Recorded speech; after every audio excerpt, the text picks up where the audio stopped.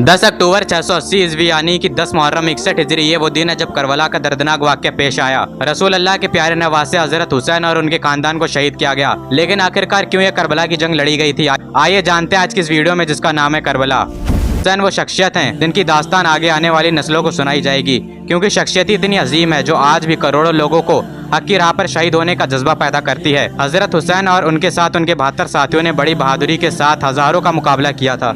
हजरत हुसैन रजी अल्लाह ताला अन्हु की पैदाइश 626 ईस्वी को अरब के शहर मदीने में हुई थी और हजरत हुसैन का ताल्लुक अल्लाह के रसूल के खानदान से था। हजरत हुसैन रिश्ते में रसूल अल्लाह के नवासे लगते थे और जब हजरत हुसैन का ताल्लुक इतनी अजीम घराने से था तो जाहिर सी बात है कि इंसाफ और हक के लिए हजरत हुसैन हमेशा खड़े रहते थे। आप एक बहुत ही नेक शख्स थे जो हमेशा जरूरतमंदों की मदद किया करते थे। आपने अपनी सारी दौलत जरूरतमंदों के लिए तस्लीम कर दी। साल 632 ईस्वी में अल्लाह के रसूल पर्दा कर गए और इस वक्त हजरत हुसैन की उम्र ज्यादा नहीं थी और जब हजरत अली को खलीफा बनाया गया तो उस वक्त सिविल वॉर हुई थी, जो कि हजरत हसन और हजरत हुसैन के वालिद हजरत अली और यजीद के वालिद हजरत मुआविया के दरमियान हुई थी। और बाद में जब मस्जिद में नमाज की हालत में हजरत अली को शहीद कर दिया गया तो शाम में हजरत मुआविया ने खुद को खलीफा बना लिया। हजरत अली के बाद लोगों ने हजरत हसन को खलीफा मान लिया था, लेकिन मुसलमानों के बीच और खून खराबा ना हो इसलिए हजरत हसन ने खिलाफत हजरत मुआविया को दे दी और फिर हजरत मुआविया भी वफात पा गए। उनके बाद उनके बेटे यजीद ने किसी तरह खुद को खलीफा बना लिया और लोगों से बैत लेने लगा, लेकिन हजरत हुसैन ने यजीद की बैत करने से इनकार कर दिया और उस वक्त हजरत हुसैन का मुकाम आलम इस्लाम में बहुत ऊंचा था। हजरत हुसैन जंग करना नहीं चाहते थे। हजरत हुसैन मदीने से मक्के की तरफ तशरीफ ले आए। हजरत हुसैन को कूफे शहर जो कि आज इराक में मौजूद है वहाँ से कई खत आने लगे कि वो हजरत हुसैन की मदद चाहते हैं यजीद के खिलाफ खड़े होने के लिए। हजरत हुसैन नहीं चाहते थे कि मक्का जैसी पाक जगह पर कोई खून खराबा हो, इसलिए वो मक्का से चले गए। दोस्तों, जब यजीद खलीफा बना तो मुस्लिम दुनिया में एक तूफान सा आ गया था, क्योंकि यजीद खिलाफत के लायक ही नहीं था। यजीद हर वो काम किया करता था जो कि इस्लामिक कानून के खिलाफ था और इसी वजह से हजरत हुसैन ने यजीद की मुखालिफत की थी। दोस्तों, हजरत अली के वक्त में खिलाफत की राजधानी कूफा थी, इसलिए हजरत अली के कई मानने वाले लोग कूफा में रहा करते थे। जब हजरत हुसैन को कूफा वालों की तरफ से खत मिलने लगे कि वो यजीद की मुखालिफत करना चाहते हैं और हजरत हुसैन की मदद चाहते हैं, तो कूफा का जायजा लेने के लिए हजरत हुसैन ने मुस्लिम बिन अकील को भेज दिया और उनसे कहा कि वो पता करें कि कूफे के हालात क्या हैं। दोस्तों, जब मुस्लिम बिन अकील कूफे पहुंचे तो उन्होंने देखा कि लोग सच में हजरत हुसैन को खलीफा बनाना चाहते हैं और हजरत हुसैन की बैत करना चाहते हैं। जब मुस्लिम बिन अकील ने कूफा के इतने अच्छे हालात देखे तो उन्होंने हजरत हुसैन की तरफ खत रवाना कर दिया कि वो तुरंत बिना वक्त बर्बाद करे कूफा के लिए रवाना हो जाएं। लेकिन तब तक यजीद को खबर हो चुकी थी और वो सोचने लगा कि कहीं कूफा के लोग उसकी सल्तनत का तख्ता पलट ना कर दें, इसलिए उसने इब्ने ज़ियाद को कूफा का गवर्नर बनाकर भेजा। यजीद की जुल्म की वजह से लोगों ने हजरत हुसैन का साथ छोड़ दिया। जो लोग कुछ वक्त पहले हजरत हुसैन के साथ थे वो पीछे हटने लगे, यहाँ तक कि मुस्लिम बिन अकील को भी अपनी जान बचाना मुश्किल हो गई थी। वो कूफे में एक बूढ़ी औरत के घर रुके थे, लेकिन बाद में उन्हें और उनके 2 बेटों को शहीद कर दिया गया था। लेकिन जब तक हजरत हुसैन कूफे के लिए अपने 72 लोगों के साथ रवाना हो गए थे, जब यजीद को इसकी खबर मिली तो उसने एक बहुत बड़ा लश्कर हजरत हुसैन की तरफ रवाना किया। हजरत हुसैन का सामना यजीद की फौज से हुआ, जिसकी सिपह सलारी हूर नाम का एक कमांडर कर रहा था। हजरत हुसैन कूफे से कुछ दूर एक जगह पर ठहर गए। वो जगह जो कि एक रेगिस्तान जमीन थी जहाँ पर जर्रा बराबर भी पानी नहीं था, और उस जगह का नाम है करबला। जहाँ पर हजरत हुसैन ने खेमे लगा रखे थे उस जगह को यजीद की फौज ने घेर लिया था। हजरत हुसैन ने यजीद की फौज से जब पानी मांगा तो उन्होंने मना कर दिया। हजरत हुसैन के साथ उनके छोटे छोटे बच्चे भी मौजूद थे। हजरत हुसैन के लिए इस फौज ने पानी बंद कर दिया था। हजरत हुसैन और उनके 72 लोग कई दिनों से पानी के प्यासे थे और वो भी एक रेगिस्तान में जहाँ पर गर्मी अपनी शबाब पर थी। कुछ वक्त बाद हजरत हुसैन ने इस फौज के खिलाफ जंग करने का फैसला लिया। हजरत हुसैन की तरफ से कई लोग गए और उन्होंने इस फौज का मुकाबला किया और कई सिपाहियों को कत्ल किया, लेकिन कुछ वक्त बाद वो भी शहीद हो गए। हजरत कासिम बिन हसन इमाम हसन के बेटे थे और हजरत अली के पोते थे।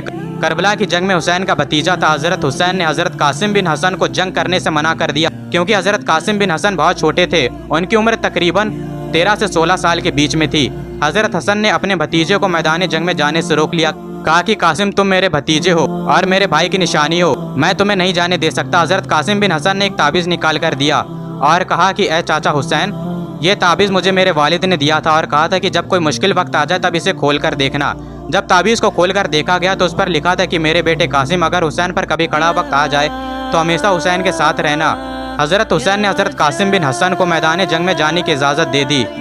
एक एक करके कई सारे सिपाहियों को हजरत कासिम बिन हसन ने कत्ल किया। जब फौज के कमांडर उमर बिन साद ने देखा कि मुकाबले में हजरत अली के पोते कासिम बिन हसन आए हैं تو وہ کہنے لگا کہ اکیلے قاسم کا مقابلہ نہیں کیا جا سکتا ہے۔ اس نے حکم دیا کہ سب لوگ ایک ساتھ حملہ کرو۔ سب نے ایک ساتھ آپ پر تیر چلائے اور ایک تیر آپ کی گردن پر لگا اور حضرت قاسم بن حسن کو شہادت نصیب ہوئی۔ جب حضرت علی کے بہادر بیٹے حضرت عباس نے اپنے بھتیجوں کی پیاس کو دیکھا اور ان سے رہا نہیں گیا اور وہ مسکزہ لے کر پانی لینے کے لیے چل دیے۔ جب یزیدیوں نے دیکھا کہ حضرت عباس آ رہے ہیں تو ان میں کوہرام سا مچ گیا۔ کسی میں بھی اتنی ہمت نہ تھی کہ وہ حضرت عباس کا سامنا کر سکیں۔ حضرت عباس نے حضرت حسین کا جھنڈا اٹھا رکھا تھا، اس لیے انہیں عالمدار بھی کہتے ہیں۔ حضرت عباس نے کئی سارے سپاہیوں کو قتل کیا، یہاں تک کہ انہوں نے پورے لشکر کے بیچ میں سے جا کر پانی کو لے لیا تھا۔ انہوں نے پانی کو اپنے ہاتھ میں لیا اور چھوڑ دیا، کہا کہ آقا حسین کے بنا زندگی کس کام کی، پھر زندگی کس کام کی۔ انہوں نے پانی بھرا اور وہاں سے چل دیے۔ یزیدی گیدڑوں کی طرح چھپے ہوئے تھے۔ جب حضرت عباس میدان میں آئے تو انہوں نے چھپ کر حضرت عباس پر تیر چلائے۔ ایک تیر مسکزے پر لگا اور پانی بہنے لگا۔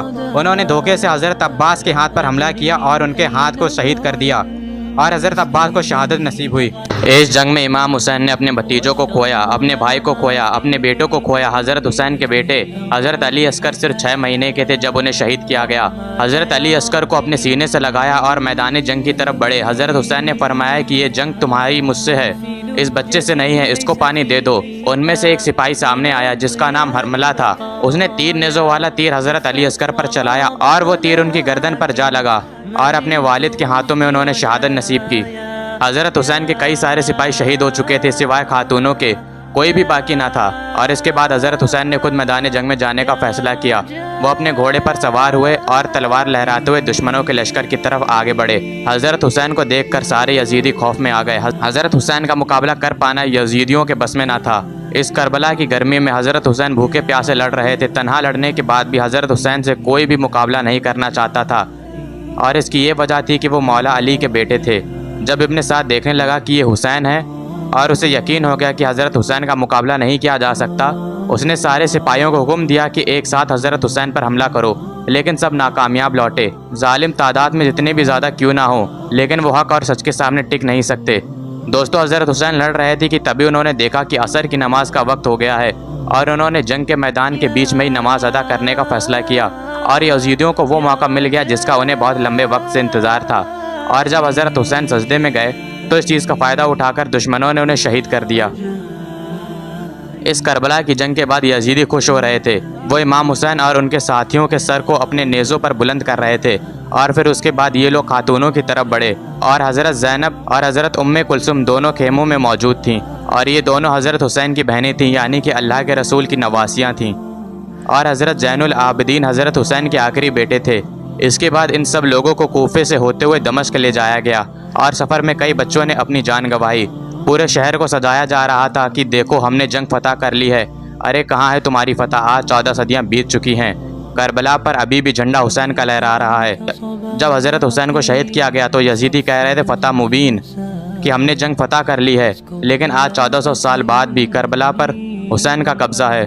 آج بھی کربلا پر حضرت حسین کا جھنڈا لہرا رہا ہے۔ آج کربلا امام حسین کے نام سے جانی جاتی ہے۔ حضرت حسین کا نام جب ہماری زبان پر آتا ہے تو ہمیں فخر محسوس ہوتا ہے، ہمارا قد اونچا ہو جاتا ہے۔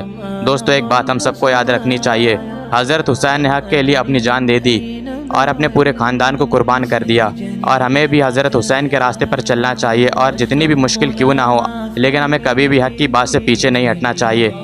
صرف ایک دن حضرت حسین کی شہادت کو یاد کرنے سے کچھ نہیں ہوگا، ہمیں ان کے راستے پر بھی چلنا چاہیے۔ اور یہ ڈھول بجانا، محرم میں شور مچانا، یہ کون سی اچھی بات ہے؟ ڈھول تو یزیدیوں نے بجائے تھے۔